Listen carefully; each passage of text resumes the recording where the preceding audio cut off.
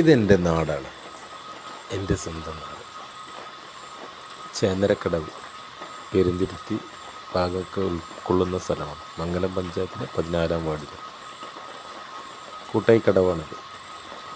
പണ്ട് ഇങ്ങനെ ഇന്ന് ആൾക്കാർ കൂട്ടായിക്ക് യാത്ര ചെയ്തിരുന്നു. ഈ കടവ് കടന്നിട്ട് തെക്കേ കടവ് കടന്നിട്ടായിരുന്നു അക്കരമയ്ക്ക് യാത്ര ചെയ്തത്.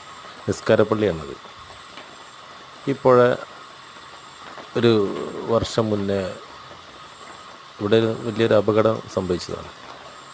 എൻ്റെ സുഹൃത്തിൻ്റെ അനിയന് ഇവിടെ പുഴയിൽ വീണ് മരണപ്പെട്ടത്.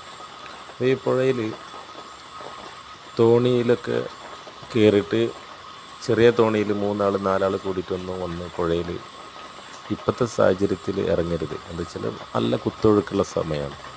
പുഴേൻ്റെ ഗതി മാറി ഒഴുകുന്ന സമയമാണ്. പല ഭാഗത്തു നിന്നും വെള്ളം വന്നിട്ട് പുഴയിൽ തടിച്ച് കൂടിയിട്ട് നല്ല ആഴമുണ്ട്, നല്ല ഒഴുക്കുണ്ട്.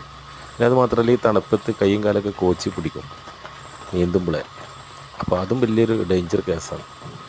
അപ്പോൾ ഈ വർഷക്കാലത്ത് ആരും പുഴയിൽ വന്നിട്ട് അഭ്യാസങ്ങൾ കാണിക്കാൻ വരരുത്. നമ്മളെ സുഹൃത്തുക്കളുമായിട്ട് വരും. അതിൽ നീന്തലറിയാത്തവരുണ്ടാവും, നീന്തലറിയുന്നവരുണ്ടാവും. പക്ഷേ ഈ പുഴേൻ്റെ ഈ കുത്തൊഴുക്കിൽ ഒരിക്കലും ശക്തി കൊണ്ട് രക്ഷപ്പെടാൻ കഴിയില്ല. പക്ഷേ മറ്റൊരാൾക്ക് വന്ന് രക്ഷപ്പെടുത്താനുള്ള സംവിധാനം ഇക്കരയിലില്ല.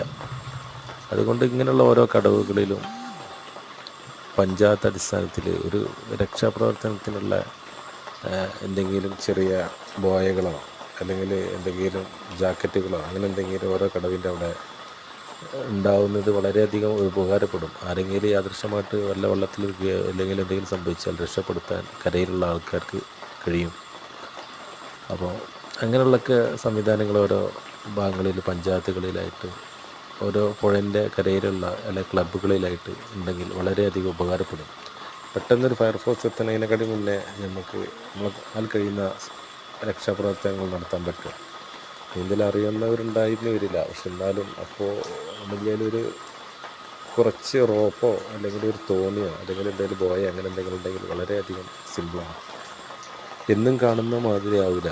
ചില ദിവസങ്ങൾ പുഴേൻ്റെ ഗതി മാറും, ഒഴുക്ക് മാറും, വെള്ളം കൂടും. മഴ പെയ്യുമ്പോൾ ശക്തിയായിട്ട് വെള്ളം പല ഭാഗങ്ങളിൽ നിന്ന് വന്നിട്ട് കുത്തൊഴുക്ക് കൂടും, ചുഴലി ഉണ്ടാകും.